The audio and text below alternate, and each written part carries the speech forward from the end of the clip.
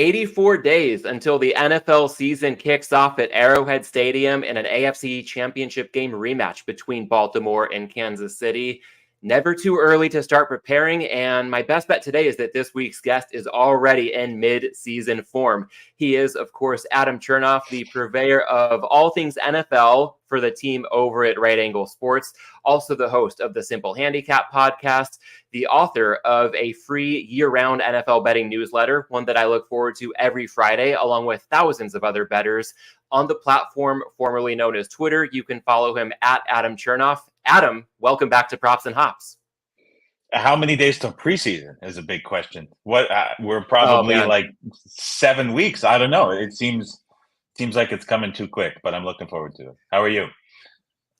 Doing pretty well. This is my opportunity to start shaking off the rust with somebody who is definitely deeper into it than myself or a lot of others across the space. And I think that'll apply to some of the audience as well. So want to quickly off the top, give a shout out to everybody tuning in live across YouTube and Twitter. Feel free to jump in the chat throughout this conversation with any thoughts or questions, and we will look to weave them in wherever possible. Adam, your first appearance on this show, summer of 2021.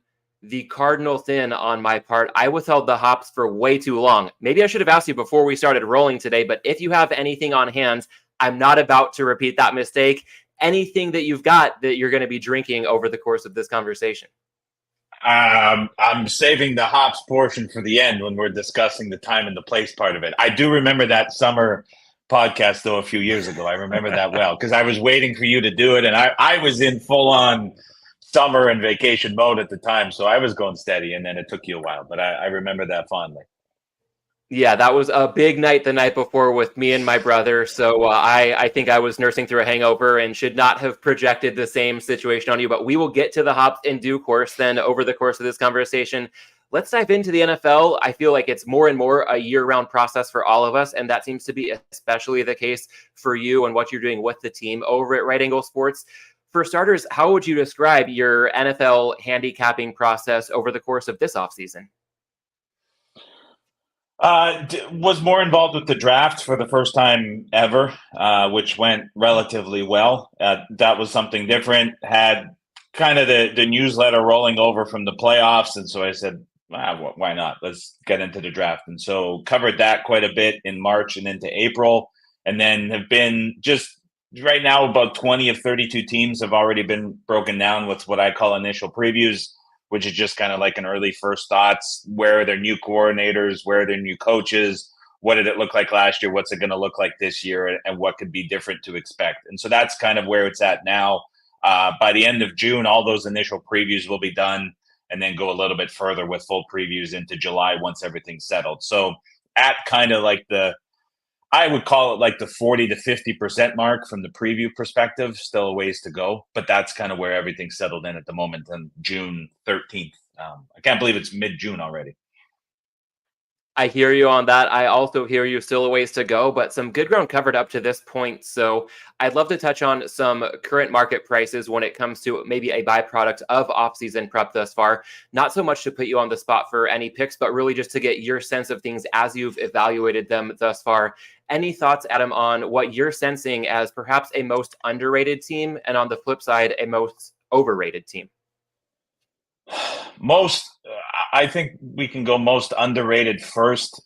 Two come to mind. We've already acted pretty strongly on one, which was Carolina. I think the coaching staff comes in, adds a big refresher.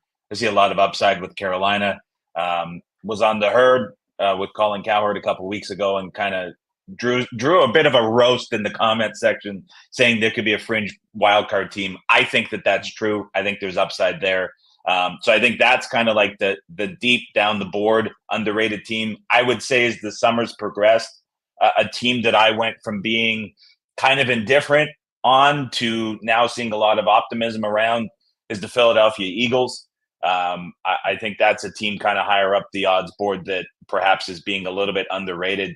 I would say overrated within the same division would be the Cowboys, although maybe not drawing the same media speculation as they typically do because of all the holdouts and contract situations around stars on that team. But I think just of teams expected to win the division and contend, I would say the Cowboys are definitely on the overrated side, and then a team further down, which maybe fringe for calling them overrated just because of where they're priced. But I think the Buccaneers are a team that made the playoffs last year that is going to take a big step back this year. So two on each side would be up to the viewers to decide how fair or foul those rulings are for over or underrated. I think two of them fit for sure. I like the range there because it reminds me of the notion that it is possible for the best team in the league to be underrated or even the worst team to be overrated. So it's not necessarily looking at, okay, for an overrated team, let's pick somebody who's already thought highly of across the board, or for an underrated team who's thought lowly of across the board. So leaning into that nuance of it, I think should play really well with a lot of this audience. And as we look into the futures market a bit, I feel like something may come to a head when it comes to being relatively high on Philadelphia, relatively low on Dallas, or we could take this in any number of directions. I'll lead with the obligatory caveat. There are trade-offs involved when looking to get in play in the futures market, including things like tying up money for 7 or 8 months. If that is going to make an impact on the bankroll over the course of the season, proceed accordingly. That can depend a lot on bankroll, personal preferences, and we've discussed this in a lot of detail in a previous conversation on this show. So I'll leave it at that for now, and generally wanted to get your approach to betting into the futures market when, again, there can be some great prices, but there can also be some bankroll considerations in terms of something that may not be graded for 7 to 8 months. Yeah, there is. Travis from our team had an interesting take on it that he wrote up and published the other day, comparing ROI, and then he dubbed it as velocity of return on that investment relative to your bankroll. So obviously the parallels are there when you're tying it up for that long. But for example, last year we produced just shy of a 15% ROI on all of the preseason futures that we gave out. And so there is some considerations to think about where your edge could potentially be quite big. And when you're putting it and taking a step back relative to kind of knowing other investments and the expectations you have on those, if you have a big edge, all of a sudden 7 to 8 months tying up the money looks like a relatively short time frame for the possible return that you can get back from that. So obviously goes both ways, but I think that's a side of the discussion. It's not often shared anyway. And I thought he wrote it up and explained it as well as anybody that I've ever seen. So yes, especially when you're looking at these, you have to take accounts into consideration. If you're betting at places where you're worried that those accounts might not be there, that's an obvious consideration. We put pretty heavy disclaimers in front of anything that we give out through the service, and I think it just comes down to common sense. If you're betting into some of these, the legal books or some of the apps, you have a little bit more security in that, even if you do get limited or perhaps turned down on that, versus some of the PPHs where you might just not have access to the account come 7 or 8 months. So give and take, you have to balance it, but that's just sort of the reality of betting. Yeah, and I like not thinking in absolutes. I think as a general takeaway there, again, to each their own, but it's not a definitive no-go when it comes to futures. But perhaps it makes sense to say that based on bankroll being tied up, other factors you touched on, maybe the level of conviction will ideally be a bit higher for a futures play than a lot of other bets people may play over the course of the season where that velocity can really ramp up. So to that end, again, not to put you on the spot with any picks, and if there isn't a specific pick, that's fine. Much more interested in your process with the work that you've done thus far. Any futures that you would consider as possibly being worth betting today? Well, you're saying not putting on the spot, and then that's right to putting the guy on the spot. Let's go from a possible pick just to the thought process then when it comes to your futures activity so far this offseason. Look, I'd say this is not one that we're going to send out through the service. This is one that I like myself and I have played that quite honestly hasn't really moved, because everybody runs to bet anything related to players' unders, and that's what we're seeing move in May, June, July, and August. But I would say that Derrick Henry touchdowns over 10.5 is right around even money, minus 105, currently on FanDuel and DK and some other places. I think he's going to be very heavily involved in the offense, especially in the red zone, as there's a mandate to run Lamar less inside the red zone. And last year, once that kicked in around midseason, backs got a considerably higher share of touchdowns inside the red zone. I don't think that Derrick Henry is going to get that like 300 plus touch workload that he was maxing out at points in his career. However, I do think he's going to be utilized heavy in the red zone. I really believe, based on what Monken has said, that's why they brought him into this offense. And so I don't agree with that price moving down at 10.5 touchdowns. I think if he stays healthy the duration of the season, obviously always factored into some of these prices. But unless there's a serious injury, I think he's in contention to get 14 or 15. Something you touched on there, reading between the lines, perhaps with quotes that Monken has given, or just taking certain comments at face value. I think you've done a lot of really interesting work lately when it comes to dissecting quotes from press conferences and delineating what's provoked versus what's unprovoked. So building on what you just shared, I'm wondering if you could explain that concept in a bit more detail for this audience and shed some light on how it affects your own betting decisions. Sure. I think it's something now that we live in a world where coach speak and press conference reviews and like the subjective side of handicapping is becoming really popular because it makes really good content. It's something that people scrolling through their feeds can watch and understand really clearly. And so there's kind of becoming a big race when a coach or a coordinator or a player says something publicly. It's a race to make a clip of that and post it on Twitter. There's a level of context, though, that is very often ignored when I'm scrolling through the feed and I'm seeing some of these clips. And like you mentioned, it's staged as provoked versus unprovoked. And so a good example of a provoked response would be if Aaron Rodgers is at the podium and a person in the press conference asks him, "What do you think about Garrett Wilson? Do you like his style of play?" I mean, what is Aaron Rodgers going to say other than yes or something that is a positive encouragement? These are guys that operate within the team. They're around the locker room environment nonstop. You're not going to just bury a guy when he's being prompted up to you in a question. And a lot of that gets clipped and posted on social. And a good example of an unprovoked response would be if Josh Allen is at the podium and there's a question about why was the offense struggling? What do you think went wrong today? And Josh Allen comes out and says in a couple sentences, at some point drops a line like, "We've got to get Dalton Kincaid involved more. I was missing him. I've got to trust him more. I've got to start pushing the ball his direction." When the answer is not directly associated to the question that is asked, and the question is more open-ended, and the person answering the question goes out of their way to give a specific answer and call someone out, that's the stuff that's really valuable that I think is much more actionable than just being propped up with the question. And over the course of the next few weeks and months, we'll get from the press conferences to the actual football on the field.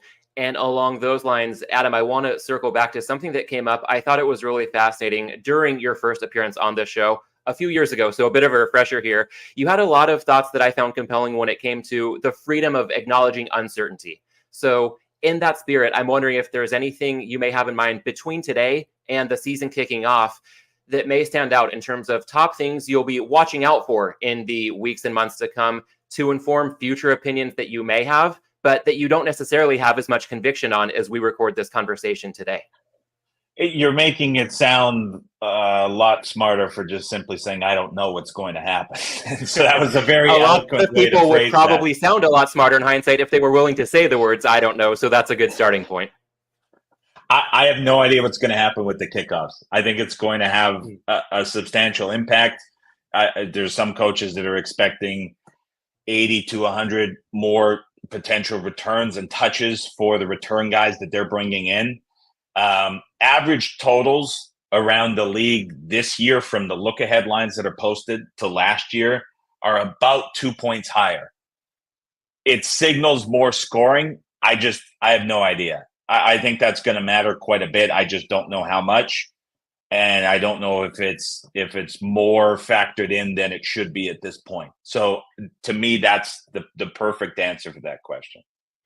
And I was going to ask you about the kickoff rule. So it's like you're reading my mind. I'm so intrigued by reports that the Chiefs are considering using safety Justin Reed to handle kickoffs, Justin Tucker putting on some weight to help out with more returns likely being in the cards, kickers being involved in tackles. We'll see how this plays out. I guess instead of asking for any angles that you're watching for already, we'll just find out together in real time. So, Adam, I'd like to also reflect back a bit before going too much further on the NFL specifically into your journey with Right Angle Sports since joining the team in the fall of 2022, if I've got my timeline correct.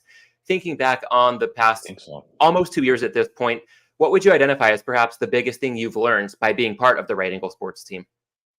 I've learned that being a pro is incredibly difficult, and in reality is a far greater challenge and a far greater task than I ever imagined it could be once I came over and joined them a couple years ago. I think sports betting is much more difficult at the highest level than I ever thought that it would be. And the respect that I have for everybody else on the team who has been able to do it for so many years is far greater than it was. Not to say it wasn't coming in, but to see what goes in on a day-to-day basis and the competition that goes on at the highest level with other groups and other bettors and maintaining information and holding things privately and the timing, and then never mind all the logistics that go on behind the scenes. It's so much more difficult than I ever imagined, and there's so much more that goes into it that I really don't know ever gets discussed at the lengths that it should for just the average guy to recognize what it's like to compete at this high of a level. And so that far and away is the biggest learning. And at Right Angle Sports, I think a lot of people hold you and that team in regard as being at the highest level in the space that you're involved in. Similarly, the NFL is where we see football played at the highest level, but with Right Angle, you're also covering the CFL this summer, if I'm not mistaken. So also wanted to check in on that and perhaps dropping down a level or so, see how all things CFL are going for you. It's week 2, starts tonight. Game kicks off in about an hour. So week 1 went well. It's a league that I obviously grew up around, being from Canada. Followed it a ton in my preteen years. Honestly, it really fell off the map for me around 15, 16 years old, as I got into traveling and put a much bigger focus on the NFL and betting. And so it was really just something that came up a few weeks ago and said, hey, should we be covering this? We agreed, sure. And so I've been writing up every game so far like I do for the NFL. And it led to success in week 1. We'll see. The CFL is really quirky because there's 9 teams, but a lot of the players in the roster makeup have a lot of interconnections to other teams and the coaching staff. There's not a massive pool of guys that's coming in and out of the league every year, but a lot of the guys rotate and switch through teams. So you have this June and July period that's it's essentially like an extended preseason where teams are figuring things out. And then you get into this middle portion of the season where it's just kind of deciphering through which teams in the East are decent because they're always a step down from the West in general, especially in recent seasons, and then which teams from the West are actually separating themselves. And so there's so many repeat games, repeat matchups, repeat player versus coaches matchups from past history. It's really tricky to kind of decipher through. So thankfully there's only 4 games a week, because if there was much more, it would be kind of a big headache to follow and handicap, to be honest. Yeah, so maybe I should amend the intro in the future, not just all things NFL betting, but all things, I guess, North American football when it comes to covering those bases. I didn't do the UFL. Last year followed the XFL, and then the USFL came in, and summer months get slow. And so it's honestly just something that is fun to do around the CFL and write up. It's not major markets. You're getting them at every book for sides and totals, but it's there's not a ton that goes into it, but it's just something you keep up with. I enjoyed it. It's fun. And there's plenty to be said if it's purely enjoyable. For a lot of us, it could also be just biding the time until the NFL rolls back around. And to that end, Adam, want to turn it over to for perhaps an elevator pitch or any thoughts that may come to mind in terms of what the team at Right Angle Sports has in store for this upcoming NFL season. We're doing at least 75 sides and totals for the duration of the preseason and the regular season. Last year, we went over by about 20, 25 releases. So that 75 number is the floor of the expectation for preseason and regular season. We're also doing releases on season-long futures as a bonus to anybody that subscribes. Those are going out every Wednesday. And we have early bird pricing that goes on till the end of June, which includes a bettingtalk.com subscription, which is a $2.99 value. So it's about $500 savings total on all the releases. So if you're looking at the service and you say, hey, how can I get this price per pick down? Easy way to do it now is you get these bonus plays. But 75 sides and totals for full games between the preseason and the regular season. I think we'll maybe get close to 100, but you're getting at least 75 plays. I don't know if that was a great elevator pitch, but it's pretty simple and straightforward this year. And when it comes to that floor of 75, I think on one hand, okay, that's 3 or 4 a week if we factor in 3 preseason weeks, 18 regular season, 21 weeks. So yeah, 3 to 4 a week, let's say. And that's not the highest bar to commit to. And at the same time, as I've done this show and connected with you and a lot of other people I highly respect in this space, I've come to have the understanding that from my vantage point, the biggest edge we have as bettors is the ability to pick our spots. Books have to post numbers for every game, and we can just sit out the board altogether if we want. Some weeks there might just be one pick. Sometimes there might be half a dozen or more. So what was the thought process going into setting a floor of 75, knowing that you may well blow past that, you may well blow past 100, but sometimes if the board just looks tight, you don't want to also give out picks just for the sake of giving out picks to fulfill perhaps a quota.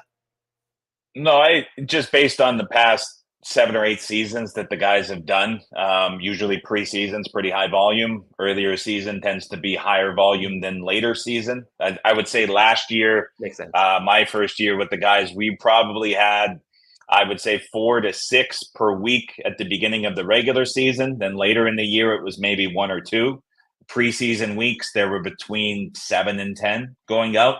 So it tends to be a little bit more front loaded than it is back loaded. But this is really just looking at the last 7 or 8 years of the NFL service, what the averages were. And then it was just a discussion internally of what's the lowest number that we can expect to have reasonably for releases that go out, what makes sense. And 75 was the number that came up. So I think we'll definitely exceed it. But when you're looking over the course of preseason, regular season, and playoffs, coming up with 75 sides or totals isn't that much of a stretch.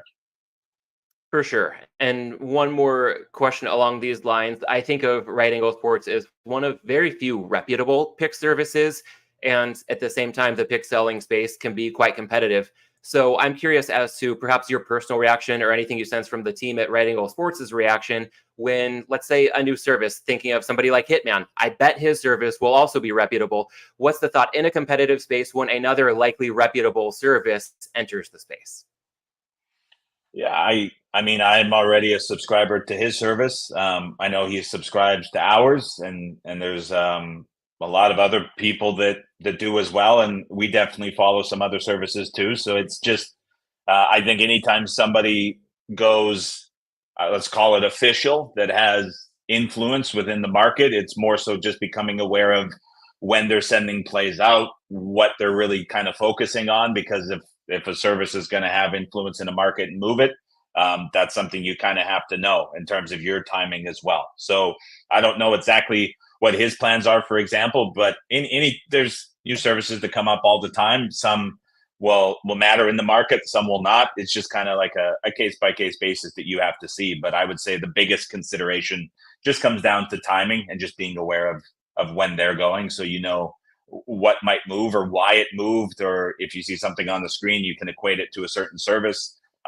Just being aware of it and the timing that comes with it. And when it comes to being aware of what other people are putting out across the space, I know we could flip that right around and say, with your prolific content production, a lot of people are following a lot of work that you're cranking out between the newsletter, the podcast, other media appearances. Congrats on the debut on The Herd last month. You mentioned that earlier, causing maybe a bit of intrigue by saying the Panthers could be underrated and maybe even contend for a wild card spot. But that's a well-rooted opinion that a lot of people just don't hear takes like that on The Herd unless they're just full of hot air. So a different type of dynamic there. Across everything that you're doing, I guess I'd like to start with the newsletter for a moment. It's fairly recent in terms of the portfolio of content that you've got on your plate. What's the origin story behind Adam's newsletter? You keep asking for questions that don't have fantastic answers for me to give. It was We'll keep getting the shots on probably goal. We'll early. get there. It was early January, and we were just having a chat internally because college basketball slowed down a little bit. And it's like, what can we experiment with and try? Email newsletter came up, fired up the newsletter, and now it's got several thousand subs. So people like it, and I like doing it. That's really the long and the short of it. It was just, what can we try doing? And email newsletter popped up, and we started it. All right, so it sounds like kind of giving it a go, low stakes, so not overthinking it before pushing it out there. So to that end, has anything surprised you so far based on either the process for you to put it together each week or the response that you've been seeing from people?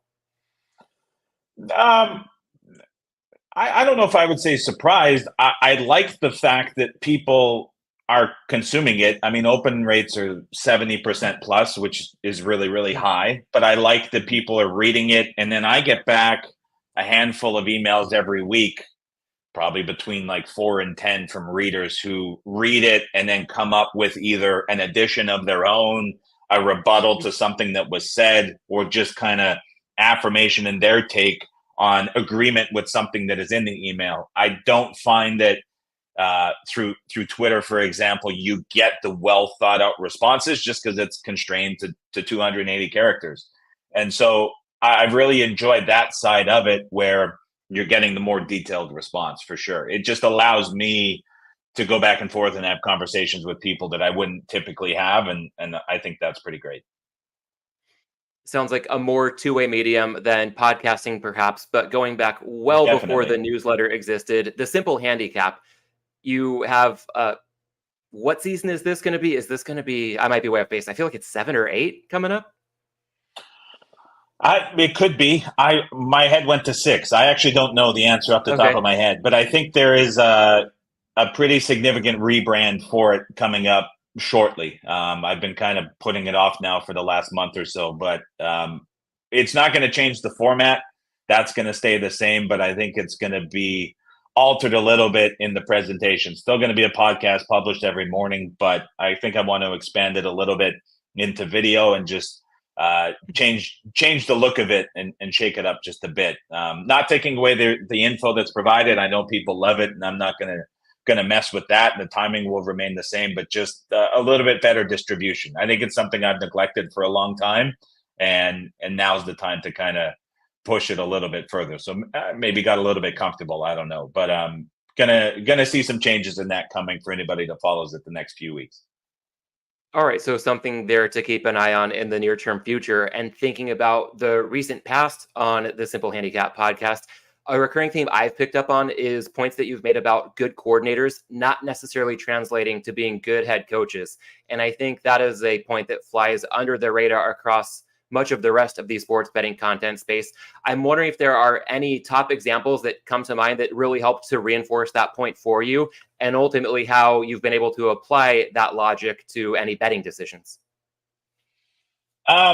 In terms of the betting decisions, I would say it tends to lead to often a very hot start for those new coordinators that step up to coaches. In general, there's just it tends to be a bit of a rating bump overall because to make that leap, typically what would have had to happen was that coordinator was among the best at his job in the league. And so it's just this assumption that great offense is going to carry over. It doesn't tend to match up that way because the new coaching hires are typically for a team that is struggling a ton. And so not only is there the burden of having to step into a new role that is very different, but you also have the burden of now needing to elevate an offense, and just the standards and the ratings there tends to be a bit of disalignment between that.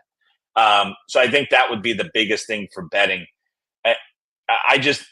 I don't know if the league eventually gets to the point where it's just accepted that the offensive coordinator role is so important that some of these guys get held. I think the best example of a team holding on to a coordinator that's great right now and preventing him from taking that leap would be the Detroit Lions. Yep. I think everybody was expecting change, and the fact that they held on is pretty significant. So I think we're going to see this year with the Lions the value in keeping a great coordinator and keeping a great coach in place and not losing it, I think that'll show through pretty well. And then again, there's going to be teams that are tested going through the opposite. And we're kind of seeing the downside a little bit. The Giants, I think, are the best example, where you had Dayball coming over from Buffalo. That great OC takes the leap, elevates the Giants in year one last year, and now this year expectations are very, very different. And so that's kind of the opposite side of the spectrum. And now we're seeing, because you might get to a situation where the Giants really struggle this year. It's another down year. Perhaps Dayball moves on or goes back to an OC position in the next season or two. I'm all of a sudden very optimistic about that offense. Maybe not so much about the Giants. It's a continuous cycle in the league for sure. So that's the kind of perspective that people can look out for if they're not already subscribed to the Simple Handicap podcast, to Adam's newsletter, following all your work with the team over at Right Angle Sports. And Adam, beyond that, you make a lot of media appearances on other platforms well beyond this one. I'm curious as to how you go about balancing creating content and appearing on other platforms with the need to grind away for edges and ultimately execute on bets that you deem worth making. It's an all-day thing. It's a balance in between saying what you, especially now that a lot of things that I say get kind of under a magnifying glass a little bit further based on who I'm working with now. So I think it went from perhaps a vast majority of just general fans listening to shows that I did because they liked it, found value in it, and bet them themselves. Now I think there's a new small portion of the audience that is listening to try hear something that I say so they can act on it, but before something might be put out through the service or elsewhere that'll have influence within the market. So I think that's changed a little bit. That's caused it to be a bit more careful. But in terms of having a balance or anything like that, there is no balance. It's football season, so you're always thinking about it. You're always working around it. If you're not, you're probably not very good at it to begin with. And so it's just like a base requirement that once football season starts, it consumes your life entirely. And that's just the reality of it when you're doing it. And so that's just kind of it. And on your last appearance on this show, almost exactly 2 years ago, you teased a book being in the works. That definitely sounds like it fits the bill of something that would go off to the side once the NFL season arrives, and it's just a different speed from August until Super Bowl Sunday. But whether it's this offseason, any other points over the past couple of years, any updates on a potential book to look out for coming from you? Yeah, here's what keeps happening. So I first wanted to do it in 2017. I remember it like very well, and I had the outline done, and I started putting together little chapters and framework. And in 2017, when the season got started, I realized that it probably would have been a bad idea to publish because there was still a whole lot that I didn't know. And a lot of what I wrote was just incorrect because I learned something new that proved that it would have been pretty dumb to go out and say that. In 2018, I was like, okay, I learned a lot in 2017, going to adjust 2018. This is going to be it. And then the season starts and you pick up new things and you go, okay, well, that would have been dumb.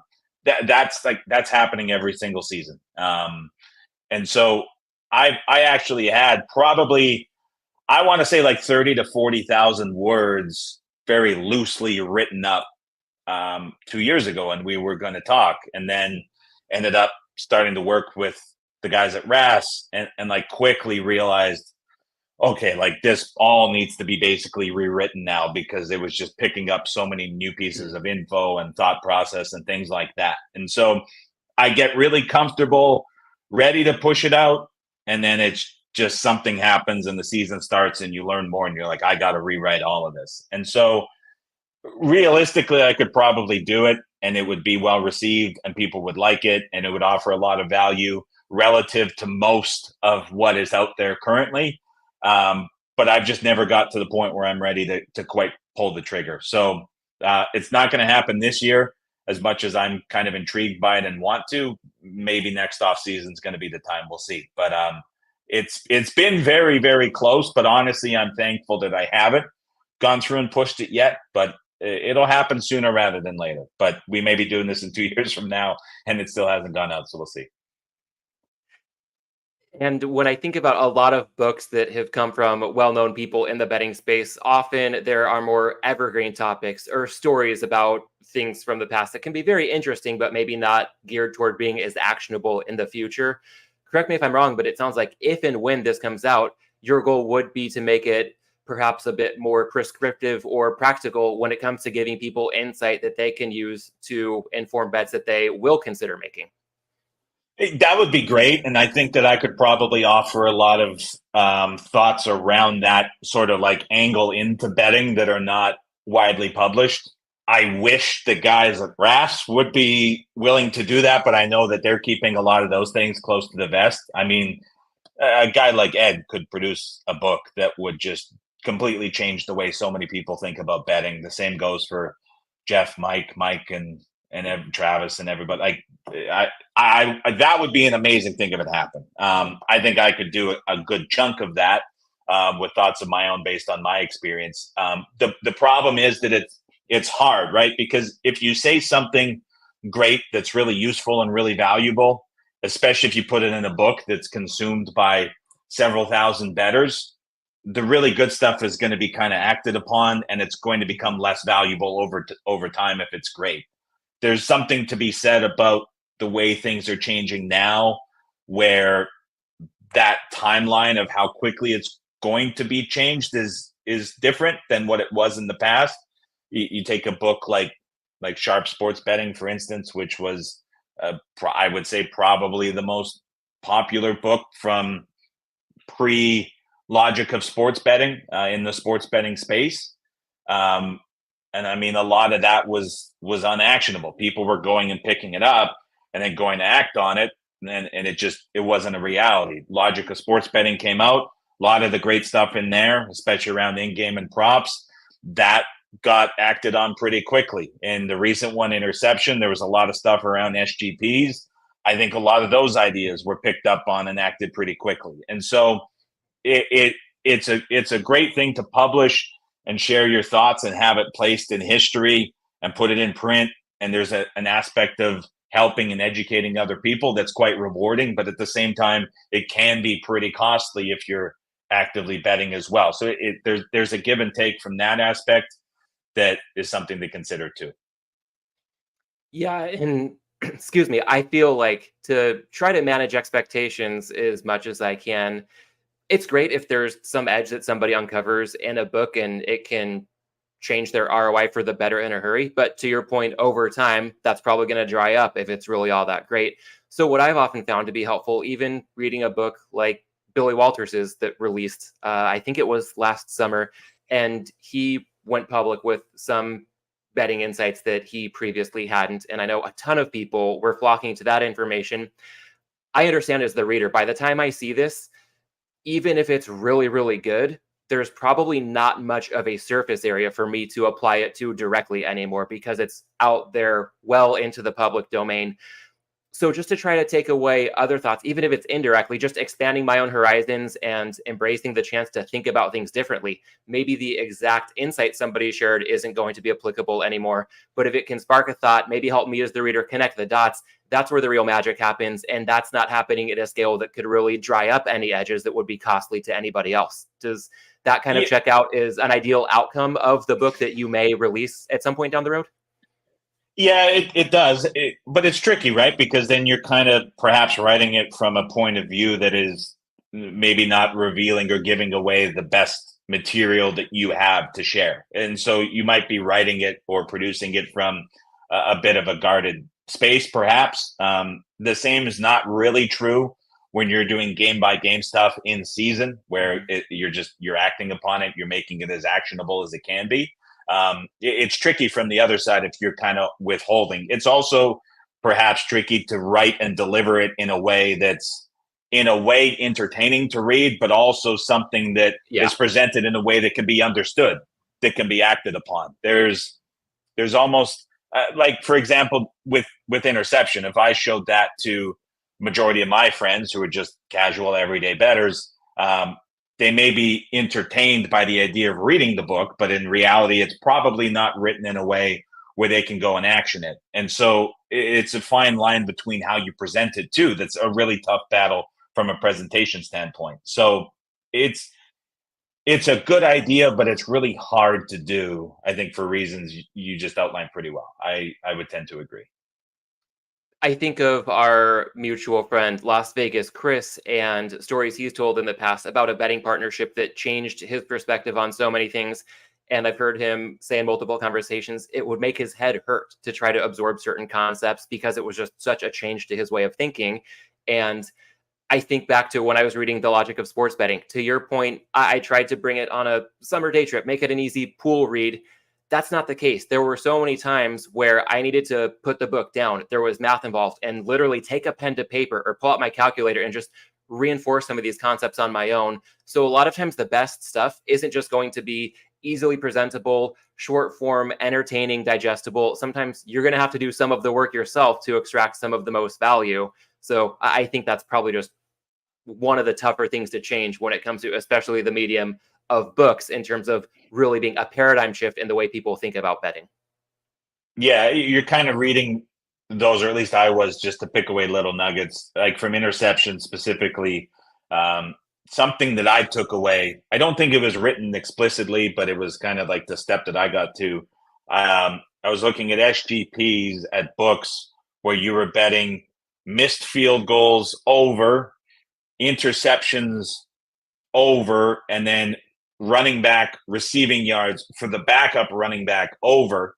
Because if a team is throwing picks and missing field goals, they're very likely trailing, which will lead to backup running back receiving yards over because they're targeted more in checkdowns against the defensive schemes that are now very present in the NFL, especially last year. And there was a lot of those where you were getting prices that just were way bigger than they should have been. And so, again, it wasn't like labeled exactly that way in the book, but you're reading it, trying to have like a bit of a relaxing read, and you're like thinking about how that can go. And then you kind of piece that together, and then you're running to different books to price them together and put the tickets together to see if there's something there. And then you have it, and you're like, great. But then again, to your surface area point, you may find a book or two that are way off from others. That tends to get kind of swallowed up a little bit over time. So if that was presented in a chapter by itself, that specific angle, it would be great. But if it was really great, how long is that going to go for? Hard to say. And so it's like if you're putting all this work into writing it and then 2 years later it's no good, that becomes tough too, because it's such an effort exchange for something that might be less valuable over time. So it's like if you can just get the higher level thoughts and write them really well in an entertaining way, that's almost more valuable than presenting something specific like that angle. And I do appreciate that specific example, nevertheless, because I was really painting in broad strokes and speaking in generalities, but something as clear as you outlined with that SGP, that's where a lot of gold can lie for those who can read between the lines and find a way to act accordingly. Adam, one more question for you on the general realm of content, and then I think we can get into the hops. But I will fully admit that I feel like I've stumbled into a bit of a rut when it comes to discovering good new content or Twitter follows. And as I try to take stock of the situation, it has been validating for me to see a lot of people in podcasts that I feel I was early to identify, which inspired me to create this podcast in the first place in 2020. A lot of those people and those podcasts have grown significantly since then. So I'm always looking for up and comers, A, to give credit where it's due and elevate people who deserve a bigger following, and B, more selfishly, to benefit from good info flying under the radar, and ideally in the future to help diversify the voices on this show. To that end, I'm wondering if there are any top new shows or Twitter followers that you've discovered in the last 1 or 2 years that you'd care to recommend to myself and the show's audience. In the betting space, or just things that are relevant to me? How do you want to define it? My intention was in the betting space, but I'm happy to make it a both and instead of an either or. In the betting space, it's very tough. I think that's a fun thing to talk about, why, that we can get into. In terms of just general, for me, the best new account of the last football season, we'll put it. I don't think he started it last football season, but kind of became very apparent. It's like, hey, this is pretty good. The one that comes to mind right now would be the Coach Speak Index. I think if I had to put a bet on who is going to gain the most followers in the 2024 NFL season, I would bet on his account increasing the most. I think he's like 23 to 24K. I think he'll probably be over 100K by the end of the football season. I think he's a good example of what we were talking about earlier, where it's like the race to find quotes and post them and publish them. He does it in a way that's kind of provoking. I think his account's going to be massive by the end of the season, and I would guess at some point he's going to be bought out. Got it. All right, that's one I will put high on my radar. Was there anything else you were thinking about, perhaps more broadly, or should we make the pivot into the hops? No, I think your point about the betting content kind of putting you in a rut is true. Yes. And I think that probably a lot of people in the space feel the same. I would put myself in the same. I know somebody on the team, I'm not going to single him out. He's saying that he's consuming less betting content this year and this summer than he ever has at any other point in history. I certainly am right in line with that. I'm consuming far more sport and league and team specific stuff than I am just general betting content. I would say a couple things are happening. First of all, kind of what we were talking about with a lot of the book stuff. It's really hard to create betting content that is entertaining, informative, and educational. I think it's just really, really tough. The second thing would be that there's an unwillingness to share from people who have that wealth of knowledge. But then there's also a lot of people who do it and they try to do it well, but the reception from the audience just isn't there because people either don't find it entertaining or it's just not what they want to hear and not what they want to consume. And so not only is like the sharp betting space becoming increasingly smaller as time and seasons go on, because people are either moving on, going elsewhere, not consuming it, but also the pool of everything around it is growing significantly quicker. Not only is that becoming smaller, options are becoming less, but I think there's also a frustration of look at all these other guys doing stuff that's incredibly basic or in many ways just straight up misleading and all the success they're having. There's kind of like a screw this attitude to not create more content because it's like, I don't want to go that direction with what I'm doing. And I'm just not getting a response from it, so they're dropping off. And so it's a lot of things that play, but at the end, it comes down to what does the audience want? And it's becoming very challenging to create really sharp content because it's so much easier to create just kind of general content to the much bigger audience. And at the end of the day, there has to be some sort of monetization from what you're creating. Otherwise, you're just doing it for charity. And if you're doing great stuff for charity and giving away something that hurts what you're earning, then not a lot of incentive to keep on doing that. So we're kind of getting to a reality within the space, I think, where it's very clear where the path is going towards content. There's going to be people who bridge the gap between both to do well. But that's, again, it's a really, really hard thing to do, plain and simple. That's what it is.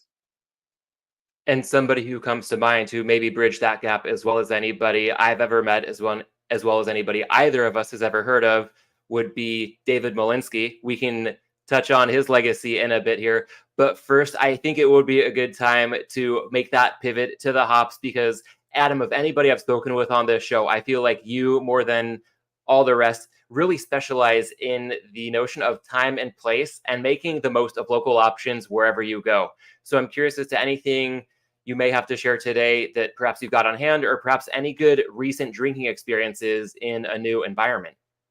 I don't have anything on hand because I have to drive shortly, and I'm not one to partake and then get in the truck. Very so playing it responsibly, but very good time and place drinking stories. So last week I went to Nova Scotia on a golf trip. So it was from where I am. Going to have to do the conversion on the spot. It's 6,500 kilometers to get to where I was going to play golf. It was a 7.5-hour flight in country, which is weird to think about how giant this country is. So we'll say it's give or take 4,000 miles from here to where I was going. Same country, but just a completely different world. We went out, a friend and I, to Highlands Links, which is in the northeastern tip of Cape Breton Island. And it is literally, for Canada, feels like the edge of the earth, because you're standing on the tee box on the first tee and you're looking out, and there is nothing between you and Europe. You're right on the edge of the island at the furthest most east point you can realistically go in the country, on this golf course that's almost 100 years old, from a famous architect here in Canada. And because it's so far away and so isolated, very few people tend to get out there. It's a very low population area. There's not a lot around. But there is a beer company called Breton, which services the area. And so the beer itself, again, I think I've been on the show a couple times now, and I brought up Bud Light, I brought up Busch Bud Light Light, Lime, and in the Bud Light Lime. Now I'm bringing up just a very general, basic Breton beer, which is like 4.5%, just the standard ale.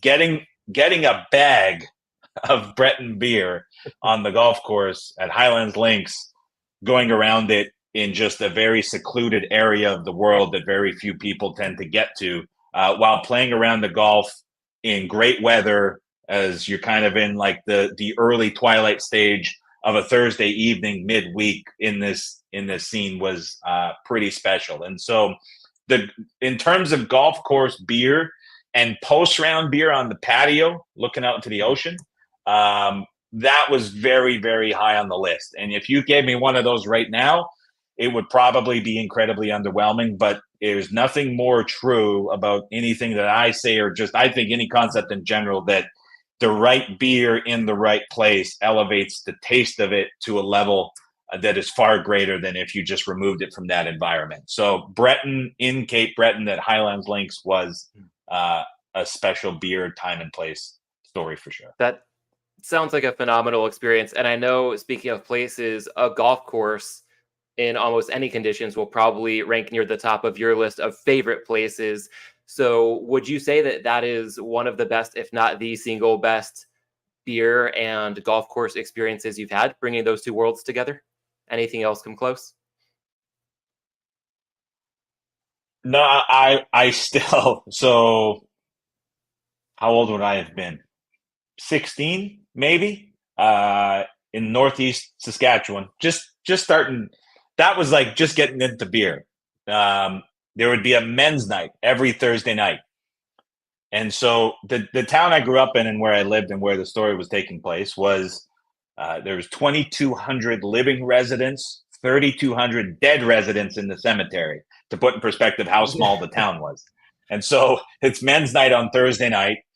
Everybody had a golf cart in their home, and you just drove them around town. Not like the souped up, loaded golf carts that you may be familiar with if you're from Arizona or parts of Florida or South Carolina, where you got these were just like old 80s Yamaha golf carts, no roof, just basic rundown. But every Thursday is men's night. And so 16 years old, you're out of school, you're waiting for Thursday night, grade 11, grade 12, in the summer. It's cooking hot. The sun's up till 10:30. Men's night, you tee off about 6 o'clock. You're either getting a good 9 holes in if you're in later. You're pushing it a little bit. You get 18 holes in before the sun sets. But 16, 17 years old, again, you're rolling up and you're buying. The beer was called Pilsner. I know Pilsner's obviously a type of beer, but locally to Saskatchewan, it's a company that's just branded as Pilsner. And Saskatchewan is referred to as Pill Country because you go and you get Pilsner. I'll remember those days, 16, 17 years old. You're going to the store, you're having somebody get you either 6 or 12 pill for the round of golf, and you're sitting there like 16, 17 years old on the golf course in the cart that you drove from your house, drinking in this perfect weather, and you just felt like king of the world. And the bad part was showing responsible now, like you're drinking 6 to 10 of those on a men's night, and then you're driving the cart home on the road after. There wasn't high risk because you're not passing anybody, but it shows how much, I guess, times have changed in the last 20 years between then and now. But I would still equate that to best golf course and beer situation ever that I've had. Yeah, sounds like quite the formative experience. And I think you've given me a good transition to attempt pivoting from the hops to the Malinsky Minute, because thinking about that experience with your 16-year-old self, and today making the prudent decision not to drink if you'll be driving shortly. Connecting the dots between having you on this show. Who would have ever thought that was a good idea? Yeah. No odds on that. I feel like having you on the show and the way that I knew Dave, I sense a commonality to be this persistent drive for self-improvement. And it seems to me like you're quite open to trying new things, and at the same time being really clear on core values that can act as a through line every step of the way. And if I try to step back and think about myself, a lot of other people I know, openness to trying new things often stops in the imagination if it even gets that far. Yet in your case, I think about leaving a seemingly great job a couple years ago at Covers to join Right Angle Sports. New concepts all the time with the Simple Handicap podcast. And as you touched on earlier in this conversation, more to come along those lines. You've got a new email newsletter. In general, I get the sense that you're very curious and inclined to act on that curiosity. Correct me if that's off base, but if I may be onto something here, I'm curious as to how you go about deciding when it's worth staying the course with something that you're doing versus when it's the right time and when it's worth doing something new. I don't know the answer to that, and I think about it often because it's really been kind of like a feel thing for many years, where you're like I'm really into something and I like it and I'm doing it, and when everything kind of aligns, I do it really well, and it tends to grow very quickly and get to a level. And there's, for some reason, once I kind of hit that mark, I kind of lose interest and I fade away. And I hate living in that area where you get past the excitement of something and it's coming down, not because it's doing poorly, but just because that zip is not there to keep going with it. I hate being stuck in that area, which I think is what has led to so many different changes and paths swerving and things like that. And so I don't know what leads to the change. I don't know what inspires a new idea, but there is like a feel along the way where you're riding it and you're just going with it because it feels like the right thing to do and you're motivated to do it. What I will say now that I'm learning that I haven't experienced in the past is, for the first time ever, I have a strong willingness to kind of like settle down and settle into something more so than I have had in the past. And that's not just applying to content and betting, but just life in general. There's been a lot of moving around and going different places and finding things. And it was honestly, this off season was the first time where I'm like, I kind of wish there was just like a spot where it was home and you had the office and you went in and you did the work. And that's not, I've always wanted to kind of keep going and pushing on and going to different places. And so I'm very curious to see if that translates into doing better work or not. But I don't know why there's been such an inspiration to change and do things differently in the past. Just kind of go with it. That's really it. All right. I think that is a wise note to end on. I want to let the audience know, once again, if you're not doing so already, you can follow Adam on Twitter at Adam Chernoff, also the man behind all things NFL betting with Right Angle Sports, the Simple Handicap podcast, and Adam's CFL. and CFL And with CFL. Right Angle. And let's not omit the free year-round NFL betting newsletter. You can subscribe at adamchernoff.com. Adam, to wrap this up, you're one of the people I admired the most in the betting space when I started this podcast just about 4 years ago now. That admiration has only grown through getting to connect with you in forums like this. I feel fortunate to now consider you not just somebody that I respect from afar, but to know as more of a friend. And for the record, I will also be forever indebted to you for the introduction in the past year to the Prime Sports team. Connecting with Joe Brennan Jr. and Adam Bjorn every single week for the Prime Suspects podcast is such a highlight for me. So thank you not only to what you've provided in this conversation for many of the bettors and the audience, what you do for so many bettors in general, but really more specifically for going above and beyond in terms of what you've done for me on a more personal level. Really appreciate the time today and appreciate all that you have done and continue to do in the space. Good to chat with you as well. I'm glad that worked out. And then I've got to meet up with you at some point at Green Cheek in California there. That is a a beer. Yes. I think true diehards of this podcast would appreciate. And so that is coming at some point soon. I know we missed each other last time I was down there, but that has to happen soon as well. So hopefully there's a pint there in the very near future for us. Yeah, you will not need to twist my arm to make that happen. In fact, Green Cheek's 7th anniversary is next weekend. So as a little bit of a tease, we will have an interview very closely related to that topic coming next week. To the audience, thank you for your time this week, and I'll catch you next time right back here on Props and Hops.